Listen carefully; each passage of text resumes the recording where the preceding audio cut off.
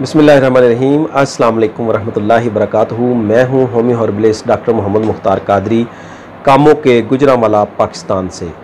एक सब्सक्राइबर का, दोस्त का, भाई का सवाल है कि ज़ाफ़रान के बारे में कुछ बताएं। तो आज हम इस वीडियो में ज़ाफ़रान के बारे में आपको बताएंगे कि ज़ाफ़रान क्या चीज़ है, इसका मिजाज क्या है और ये किस किस मर्ज़ में जो है वो इस्तेमाल किया जाता है। मज़ीद गुफ्तगू शुरू करने से पहले मेरी आपसे गुजारिश है कि अगर आप चैनल पर नए हैं तो चैनल को सब्सक्राइब कर लें और साथ घंटी के बटन को ज़रूर प्रेस कर दें। उससे आपको बेहतरीन तिब्बी मालूमाती वीडियो का नोटिफिकेशन आपको बर वक्त और टाइम पर मिलता रहेगा। चलें नाज़रीन इकराम, बात शुरू करते हैं ज़ाफ़रान की। ज़ाफ़रान जो है इसको हिंदी में जो है वो केसर भी कहते हैं। इसके अलावा सैफ़रॉन, इंग्लिश में इसको सैफ़रॉन कहते हैं, बंगाली में जाफ़रान कहते हैं और अरबी ज़ुबान में इसको ज़ाफ़रान कहते हैं। तो इसका पौधा जो है ये प्याज के पौधे की मानंदी होता है। तकरीबन 1 से 1.5 फुट तक इसका पौधा होता है। सितंबर और अक्टूबर में इस बार फूल लगते हैं।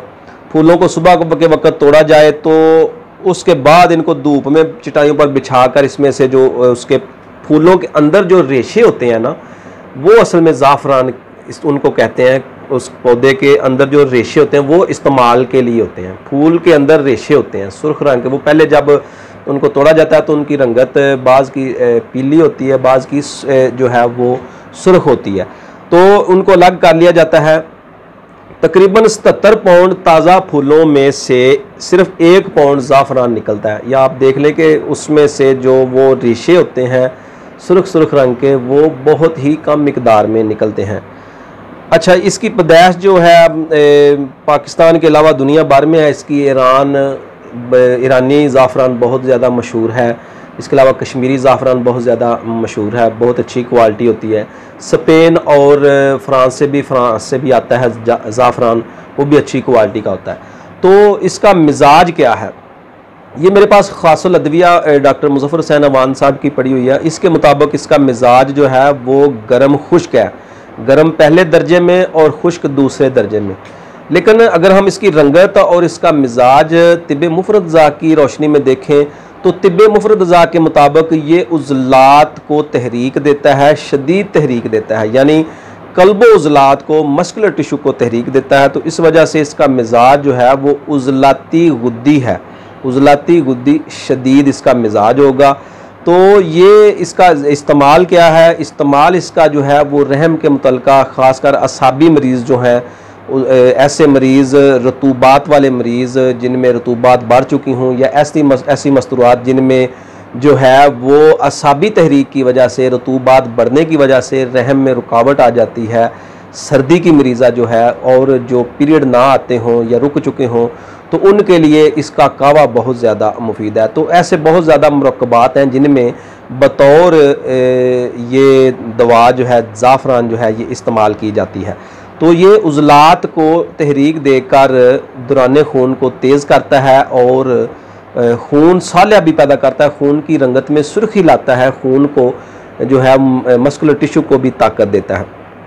अब इसके मर्दाना इमराज में अगर बात की जाए तो मर्दाना इमराज में ज़ाफ़रान जो है वो अक्सर जो माजूने हैं, जो अद्वियात, हबूब हैं, गोलियां हैं, उनमें ये जुज़्व आज़म है, यानी कि ये बहुत ही अहम जुज़्व है, बड़ा जुज़्व है।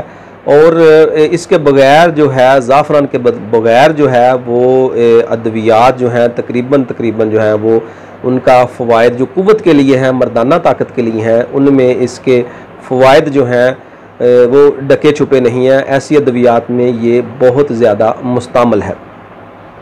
अच्छा, इसके मज़ीद फ़वाइद क्या हैं और इसका इस्तेमाल और किस तरह किया जा सकता है।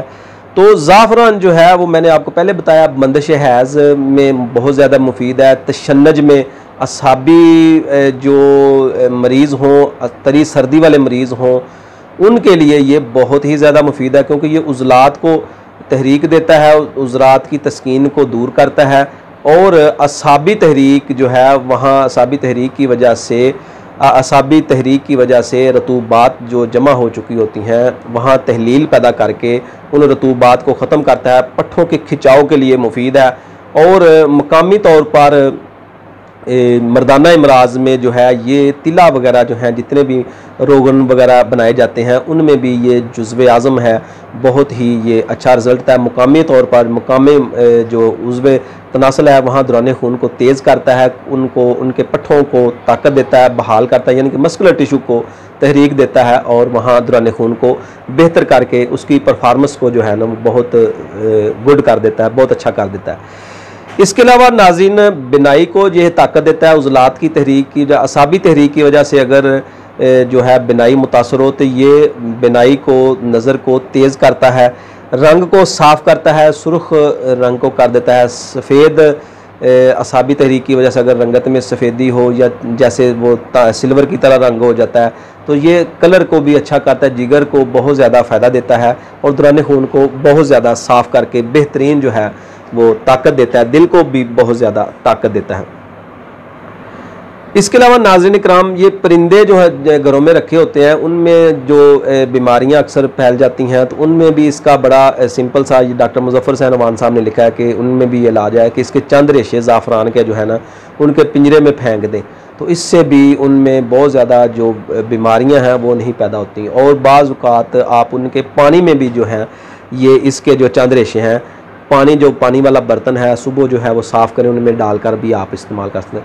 अच्छा, ज़ाफ़रान के बहुत ही ज़्यादा फ़ायदे हैं, मैंने इस पर एक मेरी वीडियो मौजूद है। मेथिकबाल जो इंजेक्शन है उसका या टेबलेट है उसका नेमल बदल मैंने कहा, उसमें 3 चीज़ें हैं, ज़ाफ़रान, दारचीनी और असगंध नगौरी। दर्दों के लिए बहुत ही अच्छा नुस्खा है, वो आप देख लें प्ले लिस्ट में भी मौजूद होगा, तो वो बहुत ही अच्छा नुस्खा है। ज़ाफ़रान का बेहतरीन इस्तेमाल है उसमें, वो उज़लात को तहरीक देकर मर्दाना क़ुव्वत भी बहाल करता है और दर्दों को भी बेहतरीन कर देता है, जिस्म में ताकत पैदा कर देता है। बहुत ही अच्छा इलाज है इसका। तो मिलते हैं किसी नई वीडियो में नए टॉपिक के साथ, इजाज़त दीजिए। अस्सलामु अलैकुम वरहमतुल्लाहि वबरकातुहू।